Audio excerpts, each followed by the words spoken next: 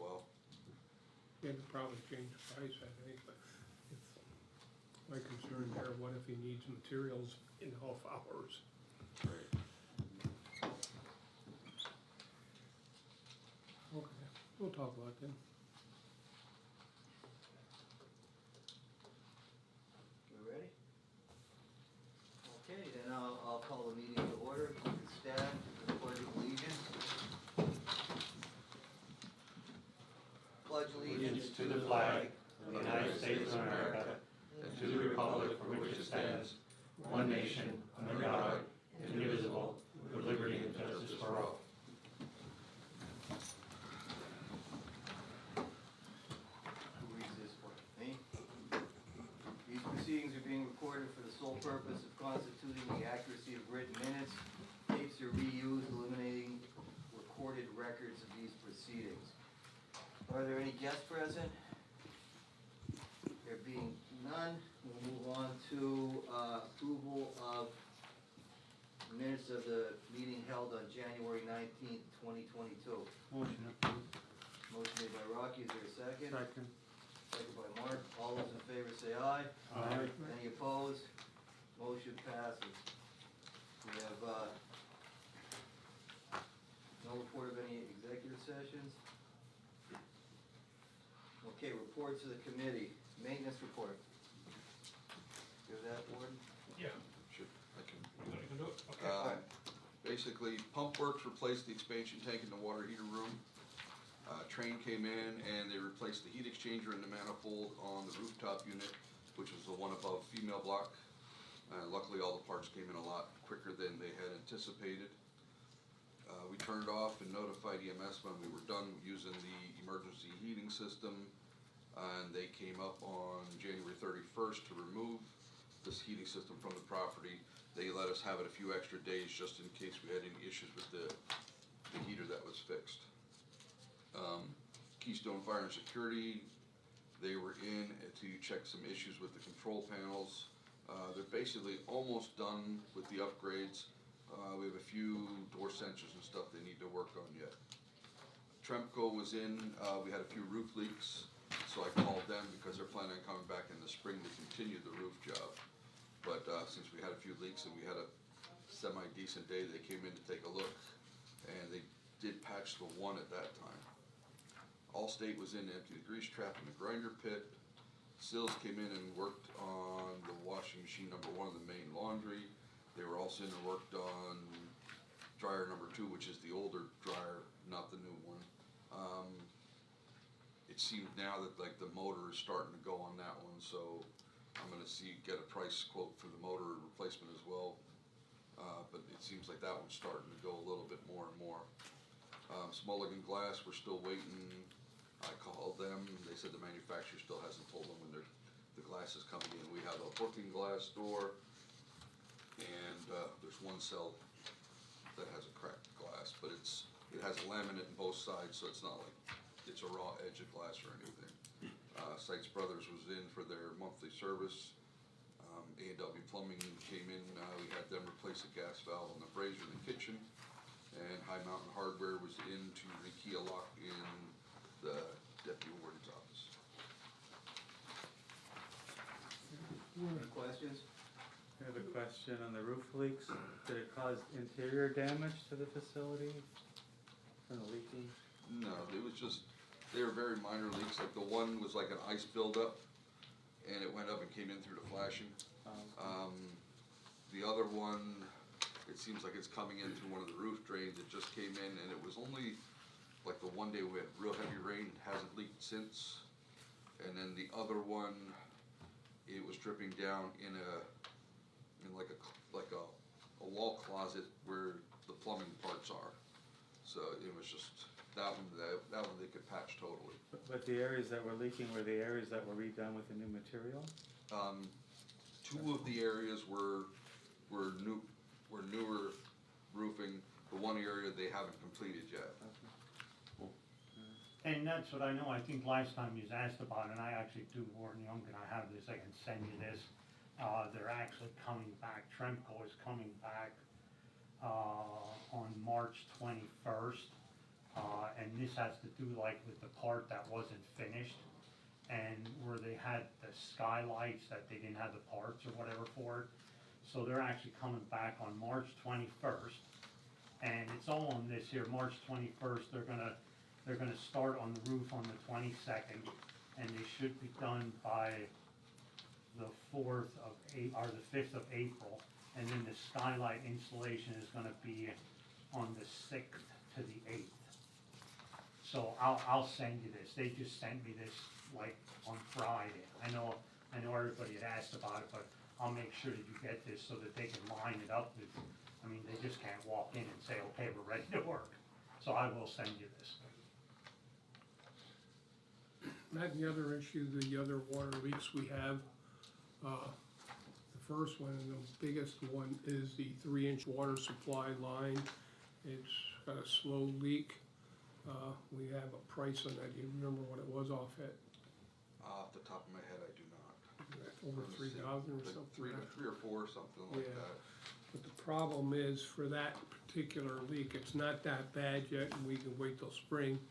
My thought is we should wait till spring because, it's gonna be another total shutdown, so we don't have to worry about freezing if we wait. The problem is, it could be 3-4 hours, you know, projected right now to Yes. replace that section. So can we shut down total water for 3 to 4 hours? That's the big question, and should we bring a tanker in the pumps again like we did before for that time frame? Now, there's another leak, but that's an isolated area. They can isolate one area, and it's gonna take a few hours to repair that, but my main concern is the main supply line with no water Yeah, for that amount of time, 3-4 hours. the line that gets shut off will also affect K9. They'll be without water during that same amount of time, but it does not affect EMA or the comm center.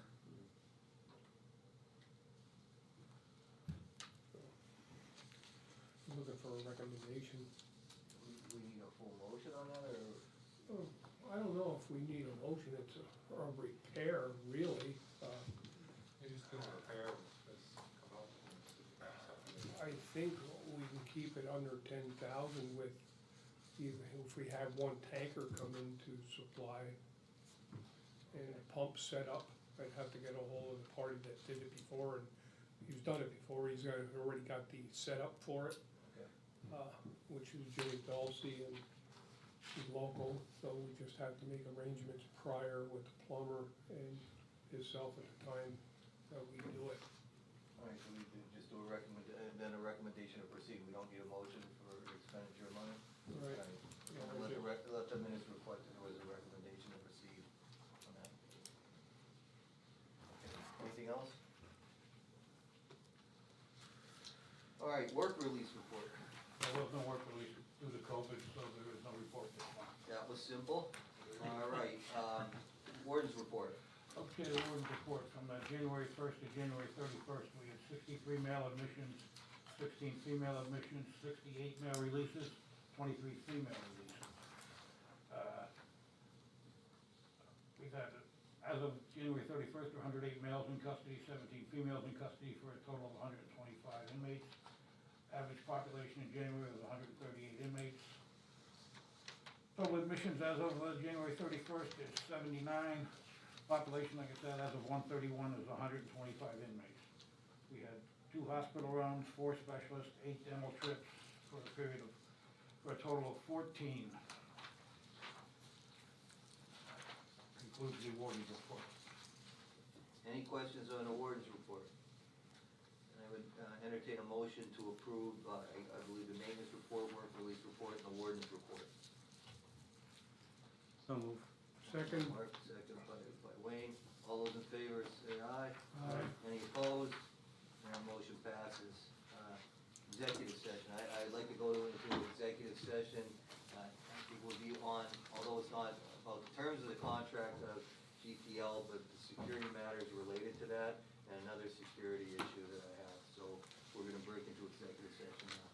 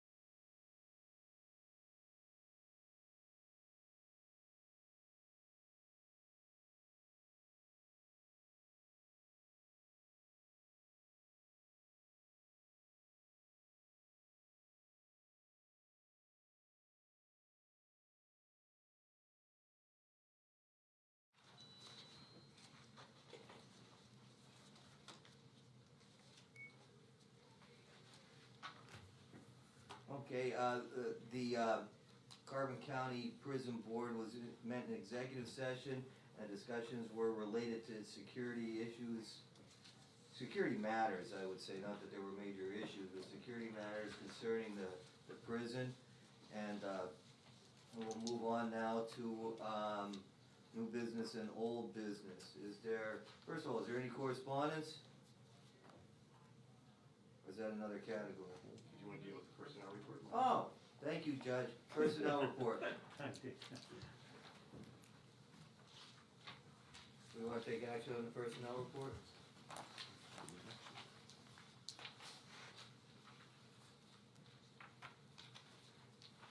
Are we Do we do simply that in total?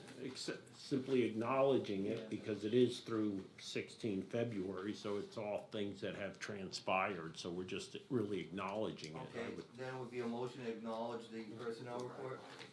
Ratifying? Motion to ratify the personnel report. Is there a second? Is there a motion? Thank you, Judge. Second. Motion by the Judge, second by Chris. Mhm. All those in favor say aye. Aye. Any opposed? That motion passes. Now, new business, old business. Anybody have any old business? Yeah, first thing on old business, work release policy. I met with the warden, deputy warden, last week. We made some adjustments based upon their input and observations to the draft, work release, policy. We'll send that back out before the end of this week. If we could have one last look at it. You'll see the modified changes will be highlighted, using Microsoft Word track changes. If you have any comments, we'd like to reconcile those differences at our next meeting so that we can actually finalize this and put this to bed in our April meeting. All right, that's all I have. Anybody else have anything under old business? New business. I have one thing. I did get an email. There is a grant that Rick Parsons from adult probation is looking at for the county. It's the assistant grant. It's a JAG local initiatives funding. Two sections under that grant from PCCD were we fit two categories under the ideas and strategies that improve systems and help make Pennsylvania and communities safer, and it's an increased utilization of evidence-based and evidence-informed programs to improve outcomes for individuals and communities and support training on pretrial options and development of pretrial programs. That's sections under the grant. What Rick is looking to do, and he gave me a little bit of the information on this, is with the grant, look for funds to hire 2 pretrial officers and 1 part-time sentence guideline technician. The pretrial officers fit into the grant because they're gonna do the pretrial risk assessments and prepare bail recommendations. And as we know, they're pushed by legislature and higher courts is not for the cash bail. So it would prepare bail recommendations, refer individuals to diversion programs, refer individuals to service such as drug and alcohol, mental health, provide pretrial supervision for those released to the community, and conduct the risk and needs assessments prior to sentencing for the courts to consider. That's based on the best evidence, which is another issue, that they're best evidence based outcomes that they're looking for. The sentencing guideline technician would confirm computer prior record service. Right now, you only have one that's really good at doing the prior records, and that's Tammy, and you need somebody else to have it. They're critical to us. My staff is not at that expertise level that Tammy is at, nor can they get to that. I can't see them getting to that, to do the guidelines. So they need somebody else to do that, and what we've been doing is trying to get them done before we even have preliminary hearings on those cases. So we're able to give a settlement offer right at the preliminary hearing, which cuts down on the pretrial conferences, which cuts down on all the excessive court work by court administration. It helps a great deal, and it allows for us early on in the process to reach plea agreements or identify the cases that we know we're gonna go to trial. What the grant would do with doing these additional pretrial services and the sentencing guidelines. It's gonna ultimately reduce our jail population. It's gonna increase the efficiency and effectiveness of our process. It's gonna divert the low-risk individuals from jail or from the criminal justice system, and it's gonna increase referral to programs and services, improve our bail decisions and sentencings, and ultimately reduce recidivism. So all this fits in with the prison board. So he's just looking for a little bit of input from us that, you know, to move forward so we can go toward to the judges with it. Is that the same thing, cause I just got that from CMP, like just yesterday. Yep, That there's a grant out there that it's actually even for facilities that we could send people to. I mean, I know we're gonna try and get people out of there, but there's no facilities to go to. I mean, we can hire all these people, and if there's not a facility, if there's a sentencing or whatever, that they could go someplace else, because I think under CMP, they were supposed to be building a new building that there were 8 beds shared between the 3 counties. And where are our beds? You know what I mean? Like if oh we yeah, have somebody. that's another thing. But that I just got sent to me yesterday, and it sounds almost like the same grant. I don't think it is. But they have a training session, is it March? In fact, I could look, but there's a training session that I'm supposed to register for that they're having, I think it's just within the next week or 2 that they're having something on that. Could be, this is the Justice Assistant Grant, it's Yeah, a JAG grant, I think that's. local initiatives funding, so it may be. Yeah. But we could get, it's the 2-year grant and it's up to $250,000. So, I'll refer Rick's email out to everybody, he's just looking to see if we have an interest in it, and I think it's something we would have an interest in, and before he sits down with everybody and talks about it. And I know I sent it to Paul, cause Paul was, trying to get people out of prison, and I did send it to him, but I didn't get any response back from him, I think that was yesterday. I just sent it to him, but it almost sounds like it's the same grant. But, So nothing's final, we're just that we have an interest in it, not that we approve everything, am I able to relay that to Rick? And I'll get you guys, everybody a well, copy of the email. yeah, we gotta look into it. Yeah.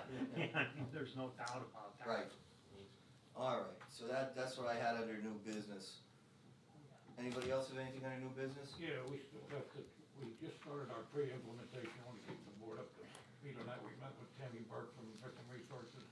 We have another meeting, late in February, and we're just starting the ball rolling on PREA, just so everybody's aware. And the second thing is the Corbin Road Pike Drug and Alcohol Jail Agreement. You guys have it? Okay. Yeah.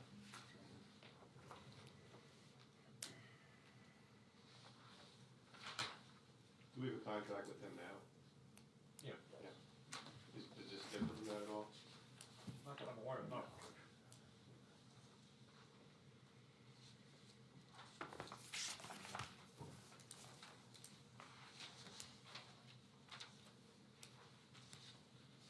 So this is this year's. Danny, did you review this? Which contract is that? It's the contract between the county and Carbon Monroe Pike Drug and Alcohol. Yeah, that's the same one we do every year. Right. Yeah, they do, it's the same contract, it's just rolled over every year, they, Was it already approved? no, It's retroactive to January 1st to the end of the year. right, it's not always been approved. But it's the one that's been in place for several years now. And with no changes to, were there any issue, I don't remember any issues under it. When do they have to enter the- The only change from year to year is the amount of money. Small increase every year. Well, no, it's attached to what we have here, that's what I have. So need a motion for a recommendation for approval by the Board of Commissioners. Right. So I'll make that motion. Motion made by Chris, is there a second? Second. Second by Mark. All those in favor say aye. Aye. Any opposed? That motion passes. Anything else under new business or old business? Correspondence. Any correspondence? Not, there being no correspondence, solicitors report, any report? Nothing additional. Anything for the good of the Carbon County Prison Board? I'll entertain a motion, we adjourn then. Second. Mark, second by Chris. Meeting's adjourned. Thank you all. making my first meeting, it was a lot of fun. I mean, Perfect.